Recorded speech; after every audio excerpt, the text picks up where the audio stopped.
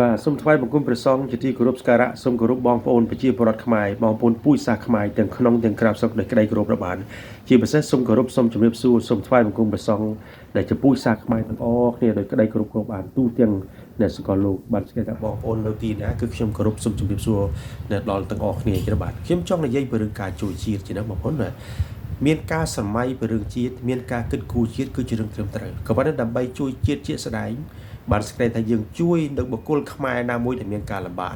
ដើម្បីជួយជាតិជាស្ដែងឲ្យបានរឹងមាំបាទតែបានរឹងមាំតោះតែយើងហ៊ានលះបង់បងប្អូនណាបាទគឺនិយាយឲ្យចំគឺលះបង់ជាលុយកាក់ប្រាក់កាសខ្លះស្រាក់គ្នាដោយខ្ញុំគឺជាអ្នកដែលរីងជាថវិកាក្នុងរូបភាពជាសពរសធរដើម្បីបានជាថវិកាដើម្បីជួយខ្មែរដែរបាទគឺ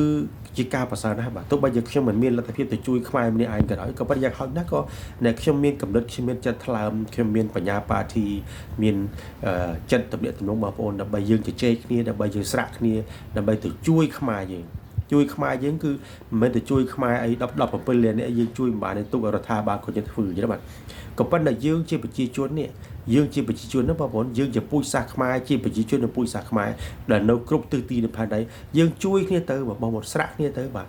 ស្រាក់គ្នា1រៀល2រៀលដើម្បីខ្ញុំបានជាថវិកាក្នុងរូបភាពជាសពរសធរដើម្បីទៅជួយកូនខ្មែរក្រៃក្រមករៀនភាសាអង់គ្លេសមករៀនជំនាញផ្សេងដើម្បីបានជំនាញដើម្បីបានចំណូលបើកាលណាបានចំណូលគឺមានចំណៃបើកាលណាមានចំណៃគឺកាពីឆ្អែតបើកាលណាកាពីឆ្អែតគឺការពារកម្ពុជាបានហ្មងបងប្អូនទៅជឿកន្លែងហ្នឹងមួយចឹងបាទនេះជាមធ្យោបាយនៃការជួយជាតិដ៏ប្រសើរចឹងបាទ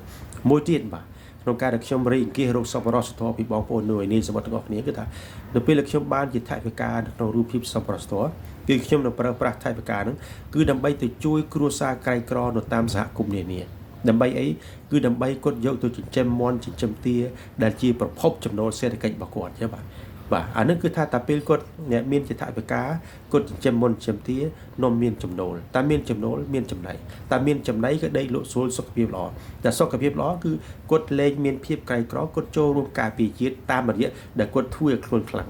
ពីរឿងជួយជាតិគ្រាន់តែធ្វើឲ្យខ្លួនយើងខ្លាំងក៏ជារឿងជួយជាតិរួចហើយដូច្នេះដើម្បីនាំគ្នាជួយជាតិតើយើងជួយគ្នាដើម្បីខ្លាំងដើម្បីរួមគ្នាការពារជាតិយ៉ាងអញ្ចឹងណាបងប្អូនណាបាទហ្នឹងហើយអញ្ចឹងបងប្អូនត្រូវជឿខ្ញុំកន្លែងហ្នឹងជួយជាតិគឺមានន័យថា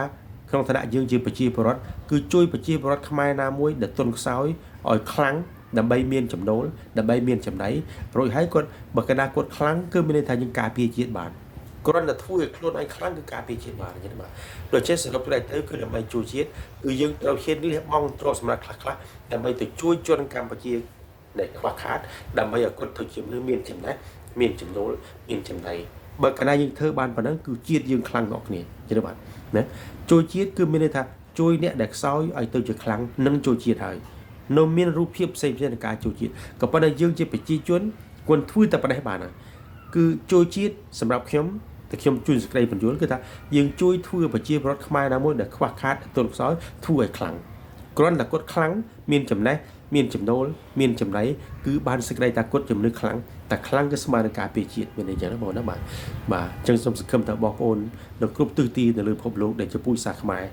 គឺនឹងចូលរួមសហការជាមួយខ្ញុំដើម្បីផ្ដល់ជាថវិកាក្នុងការខ្ញុំប្រើប្រាស់ជាសពរសធរដើម្បីទៅជួយយុវជនខ្មែរក្រីក្រនិស្សិតខ្មែរក្រីក្រ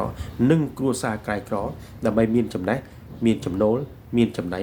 កាលណាមានចំណៃគឺរឹងមាំគឺស្មើនឹងការពារជាតិយ៉ាងមានន័យចឹងណាបាទណាសូមអរគុណសូមអរគុណបាទខ្ញុំស៊ូវណ្ណសាជាលោកគ្រូភាសាអង់គ្លេសហើយនឹងជាអ្នករៀនគិតសពរសធរដើម្បីជួយជាតិយើងណាបាទសូមអរគុណសូមអរគុណបាទ